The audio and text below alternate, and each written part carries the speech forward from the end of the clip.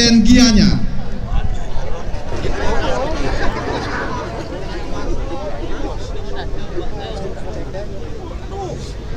Satu kota ya. Itu kalau kita hitung APBD-nya untuk penanganan sampah nilainya hampir 850 miliar ya, hampir 1 triliun. Jadi sebenarnya cukup besar ya. Seandainya ini kita serius melakukan perubahan budaya, sepertinya dana itu bisa lebih bermanfaat. Kita tadi diskusi dengan banyak teman-teman yang mendapat penghargaan. Beliau semuanya menyatakan untuk diskusi tidak gampang, perlu berkali-kali datang lagi. Bahkan yang salah satunya dari Kutub tadi, saya 80 kali Pak baru bisa. Jadi artinya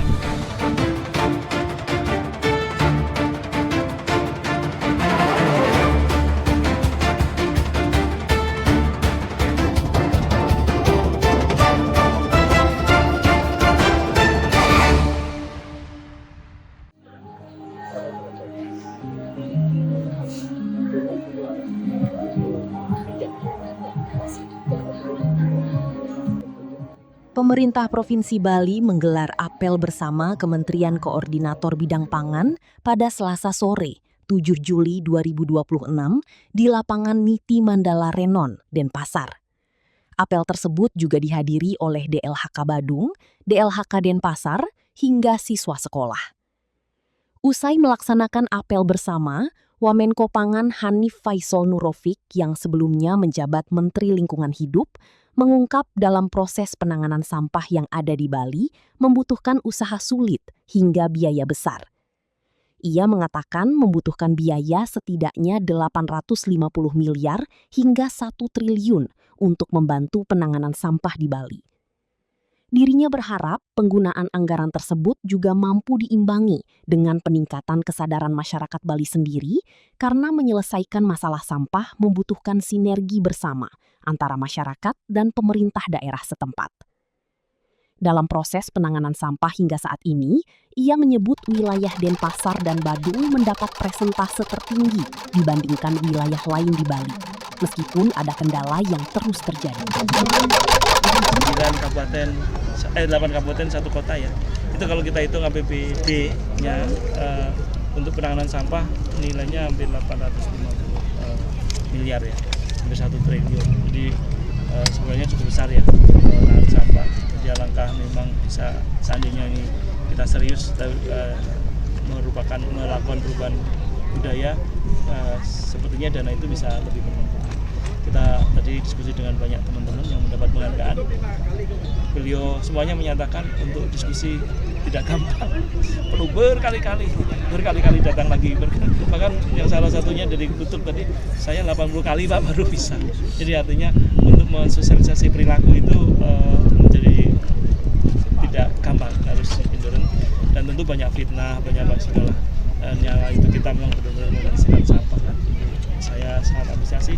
Sejujurnya memang Denpasar sama Badung ini tingkat pilahnya secara teknis ya, saya nggak membela mereka, tapi secara teknis memang lebih tinggi dari kabupaten dan kota yang lain karena memang ada triggernya, yaitu mereka kemudian dilarang untuk membuang sampah dengan cukup masif di TPA Suwung, sehingga mau nggak mau untuk melakukan penanganan di hulunya, inovasi, karena memang sampah kita mau macam-macam. Sampah kita untuk di Bali ini 70% dari rumah tangga. Biasanya sampah rumah tangga itu 70%-nya juga organik gitu, terutama di Bali. Bali ini kan banyak sesajen ya Pak. Yeah. Ya itu memang perlu pendekatan teknologi khusus ya. Kalau ini untuk organik yang lunak, ada organik keras yang memang harus dilakukan inovasi lagi, saya rasa, seperti pelepah janur-janur itu tidak madah, ini harus ada kondisi lain yang harus dibangun. Tapi saya rasa Bali sudah memulai cukup jauh, banyak kemudian tekanan, banyak hambatan ya iya, tetapi untuk menuju kebersihan, kemandirian yang bersih dari kota kabupaten memang dimintakan itu. Kita tahu persis di setiap lini penanganan sampah selalu ada permasalahan korupsi dan lain-lain. Ini masalahnya tidak sederhana. Kenapa sampah tidak selesai? Karena di setiap lininya ada permasalahan yang harus ditangani. Karena hampir seluruh kabupaten kota yang nangani mereka sendiri gitu, sehingga tidak profesional. Alangkah baiknya bila kelompok swadaya masyarakat yang menangani, sehingga lebih sustain, lebih profesional, outputnya output produk bukan output jam kerja. Jadi saya rasa itu yang harus kita olah. Sekali lagi ini masalah yang paling utama manajerial, paling utama. Seandainya kita bisa urai satu-satu dan memerlukan waktu dan memerlukan kesabaran, harus kita lakukan. Berarti ini bukan kewajiban Bali harus bentar lagi Pak Menko. Kan beberapa tong yang diyakini mampu membantu permasalahan sampah rumah tangga dan berharap masyarakat membuat hingga meniru alat tersebut, mulai dari bentuk hingga fungsinya. Alat ini sangat mudah digunakan ya, dan sangat mudah untuk dibikin ya. Jadi bapak-bapak dan ibu-ibu yang kebetulan tidak mau repot-repot ya. Jadi kami dari Jakarta sebenarnya sudah sangat mengagumi adanya inovasi Teba di Bali ini. Jadi alat ini tidak menggantikan Teba, tetapi apabila di rumah penuh dengan beton dan susah untuk digali dan tidak ingin ribet ya, maka alat ini bisa digunakan. Jadi kami tidak berpretensi untuk menyaingi Teba atau lebih bagus dari Teba. Teba is the best ya.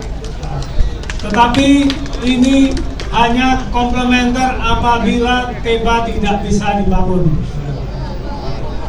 Ya, jadi ini kami akan peragakan bagaimana cara menggunakan alat ini. Ini pertama kali ya dibuka dan dikasih starter dengan kompos lama. Jadi sebenarnya ini adalah metode composting Takakura, tetapi yang dibikin mudah agar mengaduk-aduknya memakai drum yang berputar. Jadi ini sebenarnya metode Takakura yang dipermudah. Kenapa kami menggunakan metode ini? Ya, agar sampah mudah dimasukkan dan setelah jadi kompos mudah dikeluarkan. Jadi seperti kami lihat, bapak-bapak dari Lingkup telah membagikan ratusan atau ribuan komposter, tetapi setelah 3 bulan tidak beroperasi lagi. Kenapa? Karena ibu-ibu tidak kuat untuk mengambil komposnya, sehingga program yang dulunya bagus setelah 3 bulan diresmikan jadi tidak bagus. Nah, ini kalau mau mengambil hasilnya tinggal dibuka dan diputar, hasilnya sudah jatuh sendiri. Hal yang lain adalah alat ini, kenapa namanya bukan komposter, namanya lasamor, tujuannya adalah mengolah sampah organik. Jadi alat ini kalau diisi 0,5 sampai 1 kilo sehari, pengalaman saya sampai 2,5 sampai 3 tahun nggak penuh-penuh ya. Jadi kalau bapak ibu ingin bikin kompos, pakai komposter, jangan pakai alat ini. Jadi ini alat adalah untuk mengolah sampah organik agar listrik yang dihasilkan Bali benar-benar besar. Karena kalau kulit semangka, kulit durian, kulit mangga dan sebagainya dikirim ke PLTU, PLTU-nya akan susah menghasilkan listrik sesuai dengan yang dijanjikan. Jadi alat ini tidak menegasikan PLTSA, PSEL, tetapi alat ini justru membuat PSEL nanti jadi sukses. Karena yang dibakar hanya sampah-sampah yang bernilai kalor bakar tinggi. Kemudian kenapa alatnya seperti ini? Kita bikin agar mudah dicontek ya. Jadi bapak-bapak dan ibu-ibu sebenarnya bisa membuat sendiri di rumah asal punya kemampuan bengkel yang sedikit. Semua komponen ada di Tokopedia atau Shopee. Jadi bapak dan ibu mungkin yang punya keahlian di lingkungan bisa membuat sendiri di sekitarnya. Seperti contohnya Pemda Surabaya membuat 1.361 alat ini, ya, memakai dana untuk pengentasan kemiskinan dan hasilnya dibagikan kepada masyarakatnya. Jadi masyarakatnya dapat pekerjaan dan masalah sampahnya sedikit berkurang. Ini Bu Catur akan memperagakan, ya. Jadi alat ini tidak menggunakan bahan tambahan seperti E4 dan lain-lain, hanya sekali kompos starter, ya. Nah, Bu Catur akan memasukkan sampah organiknya, ya. Jadi sampah yang dimasukkan adalah sampah organik yang mudah busuk. Jadi bukan daun-daun, bukan kulit jagung, bukan bonggol jagung. Nah, karena sampah-sampah yang tidak mudah busuk lebih baik dijadikan bahan bakar PLTSA untuk menghasilkan listrik, ya. Jadi ini hanya untuk sampah-sampah yang mudah busuk, kulit mangga, bekas gudeg, semangka, daun kulit pisang dan sebagainya. Pokoknya yang mudah busuk masukkan ke sini. Lalu Bu Catur tiap setelah dimasukkan cuma diputar 5 kali. Cuma diputar 5 kali tiap setelah habis dimasukkan. Itu saja, ya. 4,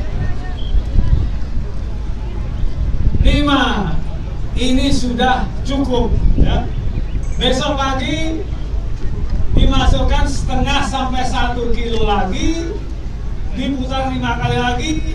Besok lagi diputar dimasukkan setengah sampai 1 kilo lagi, diputar 5 kali, begitu seterusnya, ya. Jadi tidak sulit, ya. Lalu alat ini ada syaratnya. Syaratnya adalah ditaruh di tempat yang terik mataharinya menyengat, ya. Jadi bukan ditaruh di bawah pohon, bukan ditaruh di atap rumah karena takut kehujanan. Alat ini tidak masalah kena kehujanan. Saya sudah memakai 5 tahun, tidak masalah. Karena kalau air hujan menetes, ya, jadi ini rahasianya ada di lubang-lubang aerator ini, ya. Lubang aerator ini berguna agar sinar matahari bisa masuk, air hujan kalau masuk bisa masuk, tetapi ketika terkumpul airnya akan menetes ke bawah. Juga membuat udara bisa masuk sehingga proses kompostingnya menjadi proses komposting aerobik, komposting yang melibatkan udara, sehingga alat ini tidak akan membuat ibu-ibu jijik. Karena sering masalahnya kalau komposting yang anaerobik kadang menghasilkan maggot dan sebagainya, sehingga ibu-ibu jijik. Nah, ini tidak ditanggung, tidak akan menghasilkan maggot dan tidak bau. Nah, ini wawancara dengan Bu Catur yang sudah memakai dan juga memproduksi gitu, ya. Jadi ini Bu Catur, gimana Bu Catur nih bisa testimoni ini? Baik, izin Bapak dan Ibu, kalau tadi penjelasan secara ilmiah, sekarang saya penjelasan selaku konsumen. Jadi saya nyebutnya alat ini tong ajaib, Bapak Ibu, ya, karena setiap hari diisi sampah organik, diputar 5 kali, selama 2,5 tahun dibuktikan tidak penuh Jadi sampah-sampah yang sudah dipilah di rumah tidak perlu dibawa oleh tim kebersihan ke tempat pembuangan akhir, karena dengan dimasukkan ke tonglah Samor ini maka akan terurai dengan sendirinya. Jadi biasanya kan menghasilkan kompos. Kalau ini tidak mau diambil komposnya tidak apa-apa. Tiap hari ibu-ibu buang sampah organik, sisa makanan, bakso dan lain-lain, masukin puter, lupakan karena sampahnya akan hilang sendiri, menguap bapak-bapak. Jadi sampah tinggal dibuang, diputer dan lupakan. Dan ternyata sampah organik itu kan 40% dari total timbunan sampah.